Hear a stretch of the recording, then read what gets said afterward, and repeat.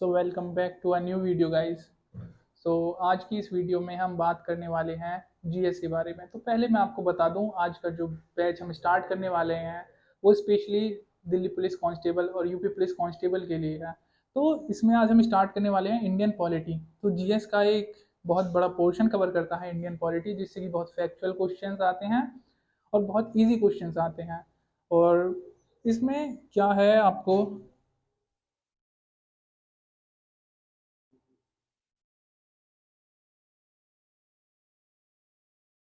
तो Indian polity की शुरुआत होती कहाँ से है?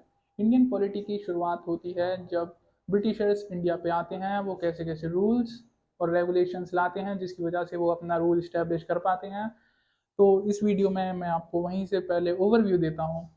तो ओवरव्यू में इसके क्या है, सॉरी,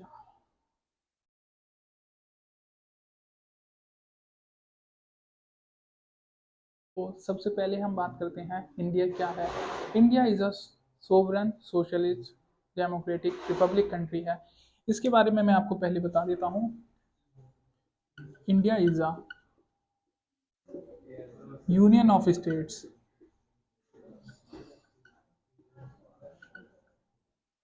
इस स्टेटमेंट का मतलब क्या है? इस स्टेटमेंट का मतलब ये है कि India is a union of states, यानी कि जो जितने भी स्टेट्स हैं उनसे मिलाकर इंडिया बनता है।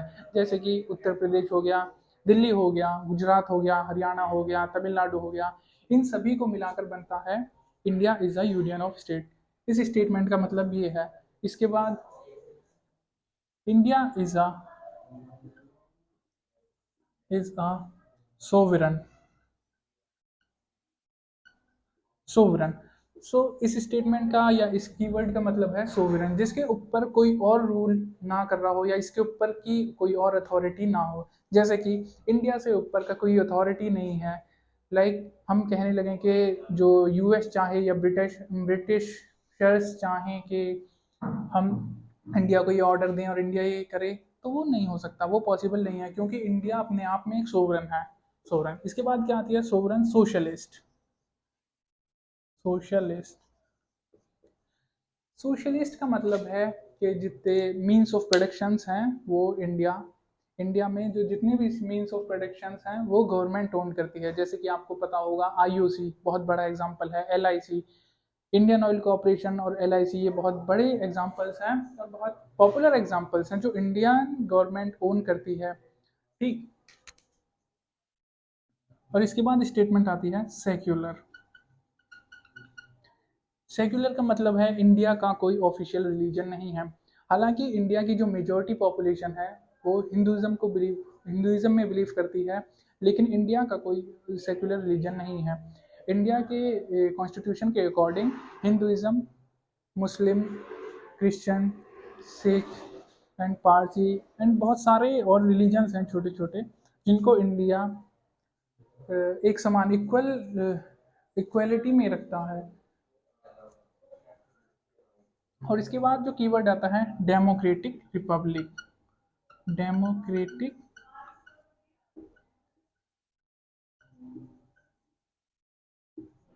डेमोक्रेटिक रिपब्लिक, इस कीवर्ड का मतलब है डेमोक्रेटिक रिपब्लिक, यानी कि इंडिया में जो अथॉरिटी है, जो रूल करेगी, जो गवर्नमेंट होगी, वो किस मेथड के थ्रू चुन के आएगी, तो वो है डेमोक्रेटिक और रिपब्लिक।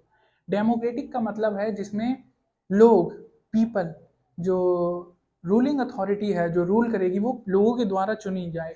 और रिपब्लिक का मतलब है कि जो लोग, रिपब्लिक, इसको हम दो वर्ड में तोड़ सकते हैं, रिपब्लिक, जिसमें कि पीपल, जो लोग हैं, लोगों ने गवर्नमेंट को पावर दी, लोगों ने गवर्नमेंट को पावर दी उनको इलेक्ट कर कर, और फिर जो दोबारा से जो पावर है वो लोगों के पास आई। कैसे? जो एमएलए, एमपीज हैं, उनके थ्रू। कैसे? कि लोग पहले एमएलए एमपीज को इलेक्ट कर रहे हैं, लेकिन वो एमएलए और एमपीज किसके लिए रिस्पॉन्सिबल हैं? वो लोगों के लिए रिस्पॉन्सिबल हैं, लोगों की जवाबदेही हैं।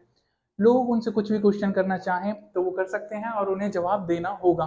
तो इसका मतलब हुआ रिपब्लिक, डेमोक्रेटिक रिपब्लिक। ओके। तो इसके बाद क्या आता है? इसके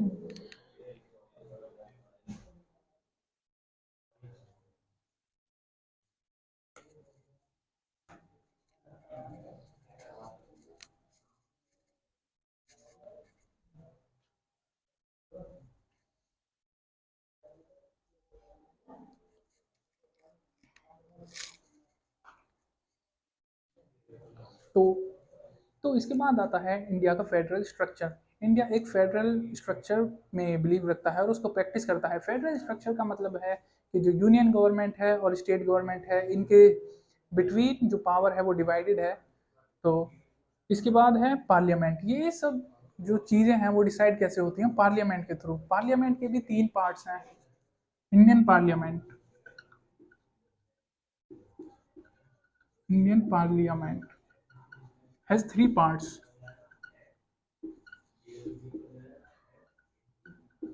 पहला पार्ट जो आता है इंडियन पार्लियामेंट का, वो है प्रेसिडेंट। अब बहुत से लोगों को नहीं पता होगा, लेकिन जो प्रेसिडेंट है वो इंडियन पार्लियामेंट का ही एक पार्ट है। और दूसरा आता है council of states, council of states, जिसे हिंदी में कहते हैं राज्यसभा, राज्यसभा। इंग्लिश में लोगों को कम ही नाम पता होता है, लेकिन इसको हिंदी में सभी आप जानते होंगे कि इसको राज्यसभा कहते हैं। और तीसरा है लोकसभा, हाउस ऑफ पीपल।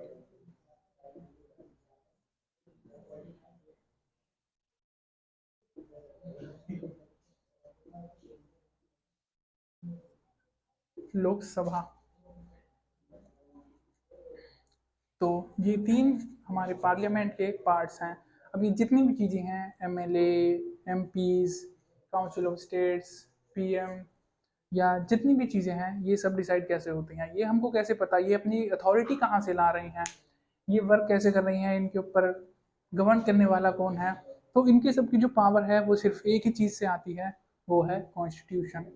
तो कॉन्स्टिट्यूशन हमारा कोई एक दिन में तैयार नहीं हुआ। इसकी जो लीगल प्रोसीडिंग्स थी, या फिर हम कहें जो प्रोसेस था, वो बहुत पहले से शुरू हो गया था। तो इंडिया में सबसे पहले रूल्स एंड रेगुलेशंस आए 1773 में, जो था रेगुलेटिंग एक्ट ऑफ 1773। मैं आपको बता दूं कि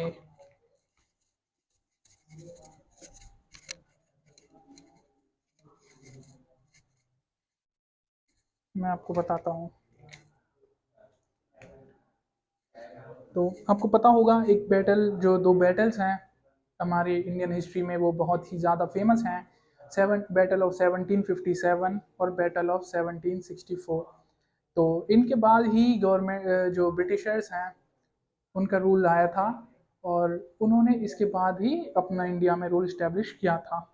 तो battle of Plassey 1757, battle of Plassey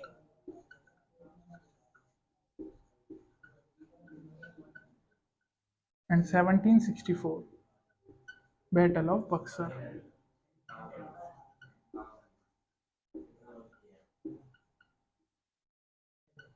battle of Buxar. तो इसके बाद ही जो ब्रिटिशर्स हैं वो इंडिया में आते हैं, और तो इसके तुरंत बाद क्या होता है? Regulating act of 1773। यहाँ से क्वेश्चन बहुत ज़्यादा बनता है। रेगुलेटिंग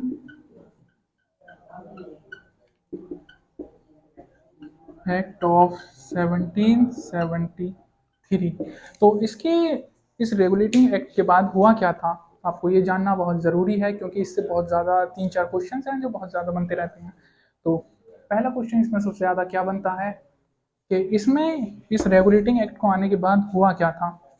तो सबसे इम्पोर्टेंट चीज़ हुई जो सबसे इम्पोर्टेंट चीज़ होती है, वो होती है जो हमारा गवर्नर था बंगाल का। इससे पहले जो बंगाल का गवर्नर था, आप सबको पता ही होगा, आपने हिस्ट्री में पढ़ा होगा, उसको गवर्नर जनरल की उपाधि दे दी गई थी। यानी गवर्नर जनरल ऑफ तीन प्रेसिडेंसीज थी ना, उनका गवर्नर जनरल बना दिया गया था। Governor general of Bengal, Madras and Bombay. ये जो है तीन प्रेसिडेंसीज थी, जिसमें ब्रिटिशर्स अलग अलग रूल कर रहे थे, लेकिन इस रेगुलेटिंग एक्ट को आने के बाद इन तीनों का जो एक गवर्नर जनरल था, उन्हें बना दिया गया था। और जो पहला गवर्नर जनरल था, उसका नाम क्या है? ये बहुत ज़्यादा इंपॉर्टेंट क्वेश्चन है जो आता रहता है सभी एग्जाम्स में। Warren Hastings. Warren Hastings. Warren Hastings was the first governor general. Warren Hastings जो था वो सबसे पहला गवर्नर जनरल था।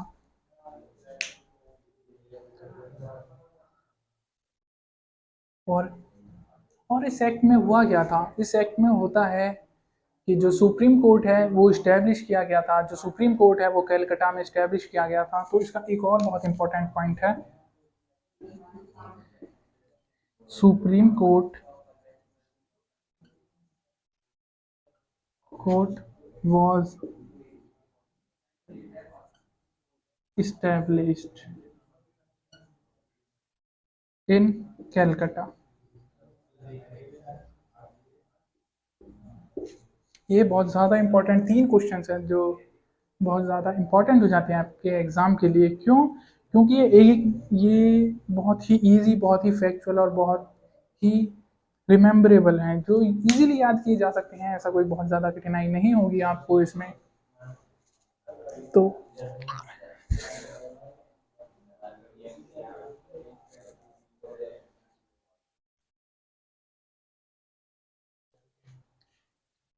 तो हम इसके बाद बात करेंगे फिर कॉन्स्टिट्यूशन। अब ये सारी पावर्स हमने, इसकी हिस्ट्री हमने देख लिया, रूल्स एंड रेगुलेशंस इंडिया में कैसे स्टार्ट होते हैं, कैसे ब्रिटिशर्स आते हैं। लेकिन जो हमारा कॉन्स्टिट्यूशन है, जहाँ से सबसे ज़्यादा क्वेश्चन बनते हैं, वो मैं आपको बता दूँ। जो सबसे पहले कॉन्स्टिट्यूशन की बात की गई है वो की गई है मोतीलाल नेहरू के द्वारा।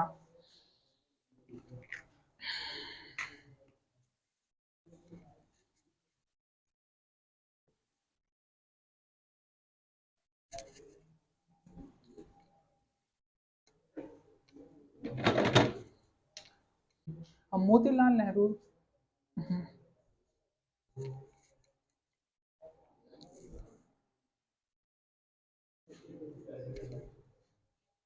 अब हम बात करने वाले हैं कॉन्स्टिट्यूशन के।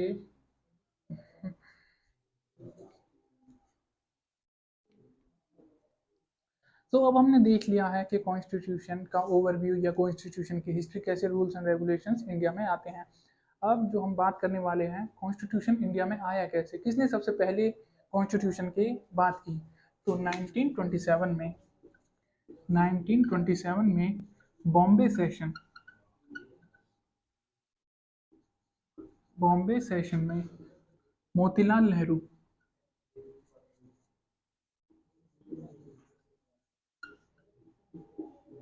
मोतीलाल नेहरू सबसे पहले मोतीलाल नेहरू सबसे पहले कॉन्स्टिट्यूशन की बात करते हैं। तो कॉन्स्टिट्यूशन में वो कहते क्या हैं?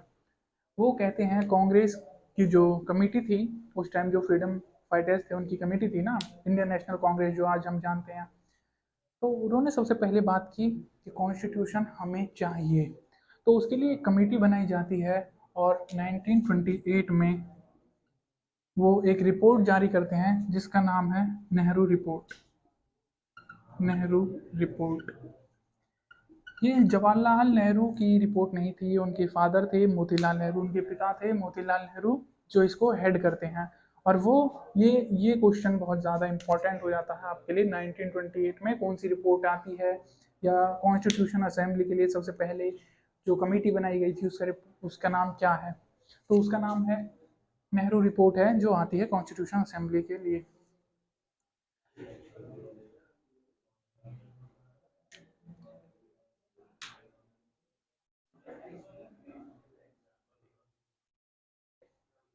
उसके बाद आते हैं एम एन रॉय 1934 में, जो सबसे पहले बात करते हैं कॉन्स्टिट्यूशन असेंबली की। तो ये भी एक बहुत इंपॉर्टेंट क्वेश्चन बनता है, एम एन रॉय जो सबसे पहले बात करते हैं कॉन्स्टिट्यूएंट असेंबली की, जो कॉन्स्टिट्यूशन को बनाएगी, उस असेंबली को, जो लोग होंगे जो उसमें बैठेंगे, कैसे कैसे बनाना है, क्या प्रोसीजर्स, क्या रूल्स होंगे। तो नेहरू रिपोर्ट बात करती है कि कॉन्स्टिट्यूशन हमें चाहिए, लेकिन जो कॉन्स्टिट्यूएंट असेंबली की बात करते हैं वो है एम एन रॉय 1934 में। He was the first one to put forward the need for constituent assembly।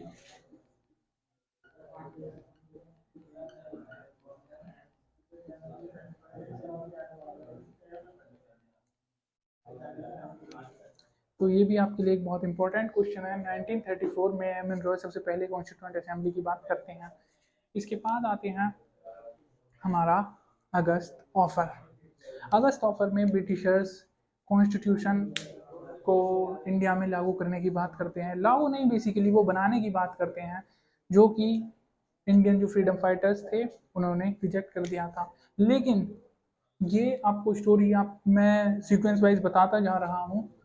August offer, August offer की बात करते हैं। अगस्त ऑफर, ये मैं आपको बिल्कुल पॉइंट टू पॉइंट बातें बताता जा रहा हूँ। वो मैं कहाँ आपको बेफजूल में आपको बहुत सारी स्टोरी दूँ, बहुत सारी थ्योरी आपको याद कराऊँ, उसका कोई मतलब है नहीं। आपके पास बुक है, आप ऑब्वियस सी बात है उससे पढ़ सकते हैं। लेकिन जो हमें इम्पोर्टेंट बात है वो है जो फैक्ट्स हैं, जहाँ से क्वेश्चन बनता है हम सिर्फ वही करें, क्योंकि हमें हमारा मकसद एग्जाम को क्लियर करना है, हमारा कोई लेक्चरर बनने का मकसद नहीं है। तो अगस्त ऑफर आता है 1940 में।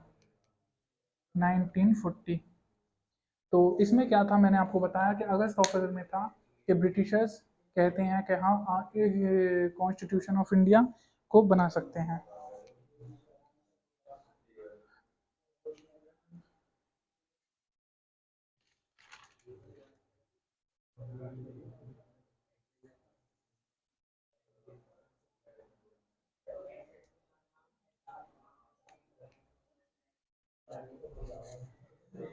उसके बाद हम बात करते हैं क्रिप्स मिशन की। क्रिप्स मिशन क्या था? क्रिप्स मिशन था जब सर स्टेफर्ड क्रिप्स जो ब्रिटिश से आते हैं, वो एक मेंबर ऑफ पार्लियामेंट थे ब्रिटिशर्स के, जो इंडिया में आते हैं कि हम आपको बताएंगे कि कैसे कैसे कॉन्स्टिट्यूशन बनाना है।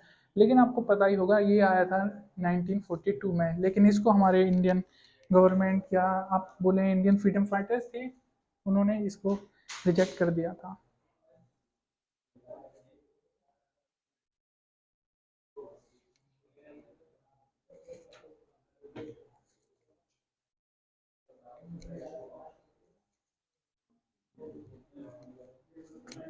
सो इसके बाद हम बात करने वाले हैं अगस्त ऑफर की। नहीं,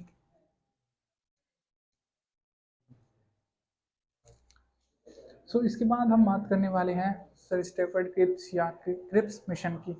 क्रिप्स मिशन जो था, Cripps Cripps mission Cripps mission आया था 1942 में, जिसको हेड कर रहे थे सर स्टेफर्ड क्रिप्स। सर,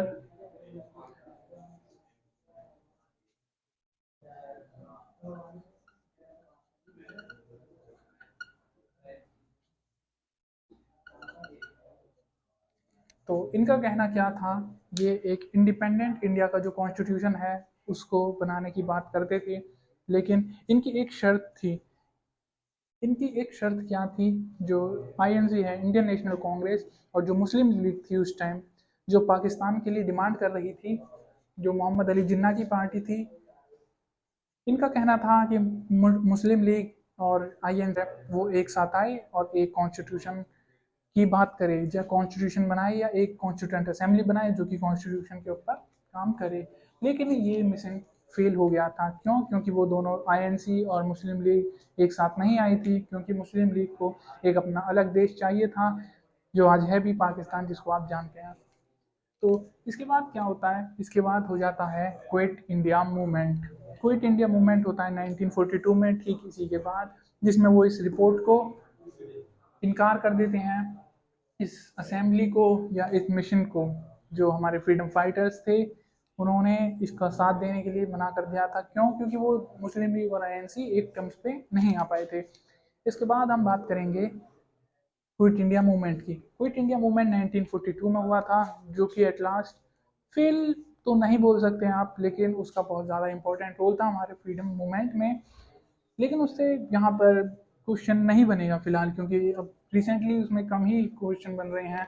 इसके बाद लेकिन एक और बहुत इम्पोर्टेंट इवेंट होता है, जो कि है शिमला कॉन्फ्रेंस। ये होता है शिमला कॉन्फ्रेंस। तो शिमला कॉन्फ्रेंस है क्या?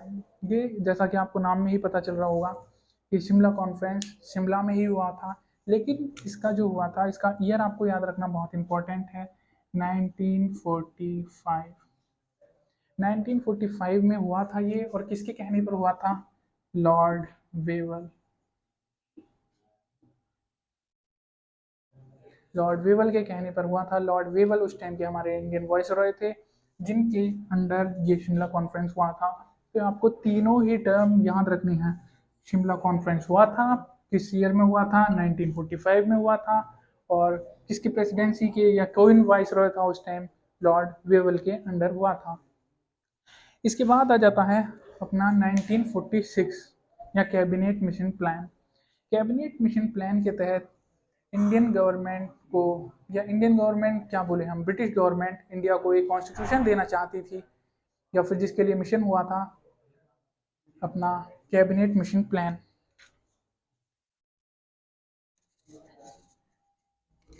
कैबिनेट मिशन प्लान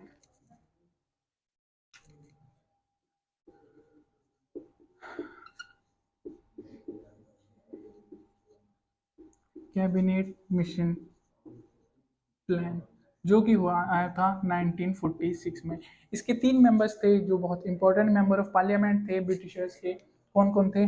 पहला नाम है सर स्टैफर्ड क्रिप्स।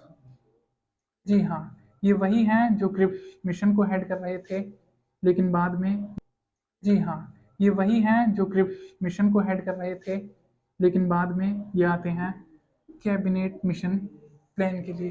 दूसरा नाम क्या था? Sir Lawrence Pethick. Sir Lawrence Pethick.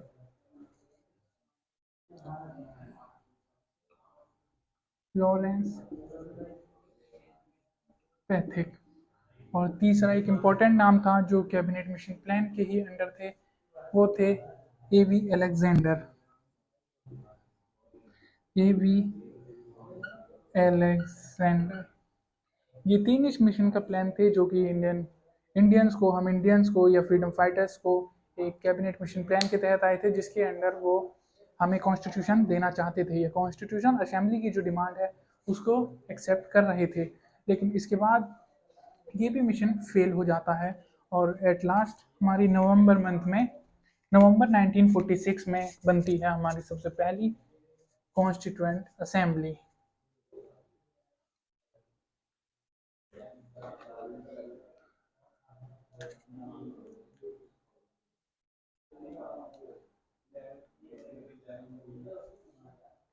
तो इस मिशन के बाद आती है जो फाइनली हमारी बन जाती है कॉन्स्टिट्यूएंट असेंबली। कॉन्स्टिट्यूएंट असेंबली बनती है हमारी नवंबर 1946 में।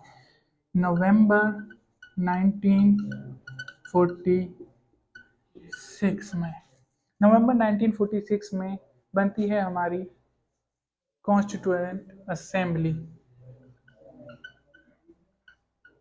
Constituent assembly.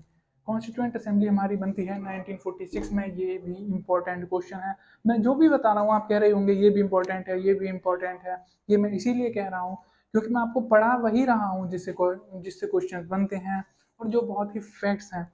हम फैक्ट्स और फिगर्स और जो ईयर्स हैं उन्हीं से बात करते हैं, और उन्हीं की बात करते हैं, उन्हीं की चर्चा करते हैं। क्यों? क्योंकि प्रीवियस ईयर्स को आप उठा के देखेंगे तो जो जो मैंने आपको अभी तक पढ़ाया है सिर्फ उसी में से क्वेश्चन बना है। जो सेक्शन जहाँ तक मैं पढ़ा चुका हूँ उसी में से क्वेश्चन बने हैं, तो ये आपको बहुत ही इम्पोर्टेंट हो जाता है। तो कॉन्स्टिट्यूएंट असेंबली बनती है नवंबर 1946 में। जिसके मेंबर्स कितने थे? जिसके मेंबर्स थे 389 मेंबर्स थे टोटल। 389 मेंबर्स थे कॉन्स्टिट्यूएंट असेंबली के। कॉन्स्टिट्यूएंट असेंबली के कितने मेंबर्स थे? 389 मेंबर्स थे, जिसमें से कि 276 ब्रिटिश इंडिया, यानी कि 276 ब्रिटिश मेंबर्स थे। ब्रिटिश इंडिया का मतलब है जितने भी जो एरियाज हैं हमारे जो ब्रिटिशर्स के डायरेक्टली कंट्रोल में थे, और बाकी आप जानते होंगे प्रिंसली स्टेट्स थे, यानी कि वो भी आते तो ब्रिटिशर्स के अंडर थे, लेकिन वहाँ पे जो राजा था वो रूल करता था। जैसे कि आपने सुना होगा ग्वालियर के सिंधियाज थे, वैसे ही जो वो थे वो आते थे अपने प्रिंसली स्टेट्स में। तो वो कितने थे? वो थे 93 प्रिंसली स्टेट्स। 93 प्रिंसली स्टेट्स थे जो इसके अंडर आते थे। ठीक है, तो ये टोटल कितना होता है? 389 मेंबर्स थे। ठीक, इसमें क्या था, जो प्रिंसली स्टेट्स थे उन्होंने कॉन्स्टिट्यूएंट असेंबली में पहले तो आने से या ज्वाइन करने से इनकार कर दिया गया था। क्यों? क्योंकि उनको लगा था कि अब ये इंडिया जो है वो डेमोक्रेसी की तरफ बढ़ रहा है और हमारा रूल छिन जाएगा। जो कि इंडिपेंडेंट इंडिया जो है, जो इंडिया इंडिपेंडेंट होता है उसके बाद होता भी यही है कि जो प्रिंसली स्टेट्स थे वो सब इंडियन जो एक रिपब्लिक है, रिपब्लिक ऑफ इंडिया, उसमें मिल जाते हैं और गवर्नमेंट ऑफ इंडिया उन सबको हेड करती है। तो और ये जो कॉन्स्टिट्यूंट असेंबली है इसके होते हैं इलेक्शंस। इलेक्शंस ये इनडायरेक्ट इलेक्शंस थे, यानी कि सब लोग इसमें पार्टिसिपेट नहीं कर रहे थे। जो चुनिंदा लोग थे, जो पढ़े लिखे लोग थे, जो राजा महाराजा थे, या फिर आप बोल सकते हैं जो रिच लोग थे, वो ही इसमें कंट्रीब्यूट कर रहे थे या पार्टिसिपेट कर रहे थे। तो आईएनसी जो इंडियन नेशनल कांग्रेस है, आईएनसी, इसने कितनी सीट्स जीतती है? ये जो सीट्स जीतती है 208 208 सीट जीतती है सीट। और मुस्लिम लीग जो दूसरी सबसे बड़ी पार्टी थी उसकी सीट्स आती हैं 73 सीट्स थी मुस्लिम लीग्स मुस्लिम लीग की। और जो बाकी 3 स्टेट्स थे 76। और जो प्रिंसली स्टेट्स थे उन्होंने तो पार्टिसिपेट करने से ही मना कर दिया था। तो ऐसे ही हमारा फॉर्म होती है कॉन्स्टिट्यूएंट असेंबली, जो कि आगे चल के कॉन्स्टिट्यूशन बनाती है, जिसको बनाने में पूरे कितने दिन लगते हैं? 2 साल 2 साल 11 महीने और 18 दिन। ये जब नवंबर 1946 से कॉन्स्टिट्यूएंट असेंबली बन जाती है, इसकी जो पहली प्रोसीडिंग होती है उससे लेके जब तक 26 नवंबर 1946 तक, जब तक हमारा कॉन्स्टिट्यूशन पूरा बनता है और अडॉप्ट होता है। मैंने कहा इनेक्ट नहीं, अडॉप्ट। अडॉप्ट यानी अपनाया जाता है, इनेक्ट का मतलब होता है कि लागू होता है। तो हमारा 26 नवंबर 1949 को हमारा कॉन्स्टिट्यूशन अडॉप्ट होता है। और तब तक कितने दिन लगते हैं? 2 साल 11 महीने 18 दिन टोटल लगते हैं। तो आज की वीडियो में मैंने जितना आपको पढ़ाया वो आपके एग्जाम पर्सपेक्टिव से बहुत ज़्यादा इंपॉर्टेंट हो जाता है। और जो एक एक लाइन, एक एक वर्ड, एक एक फिगर और एक एक फैक्ट जितना भी मैंने आपको पढ़ाया है वो प्रीवियस ईयर्स के जो क्वेश्चन है उन सभी को एनालाइज करके आपको बताया है। तो ये आपको रिवीजन करना इसका बहुत ज़्यादा इंपॉर्टेंट हो जाता है। बाकी आज की वीडियो में इतना ही, मिलते हैं नेक्स्ट वीडियो में। तब तक के लिए टेक केयर, बाय बाय, जय हिंद।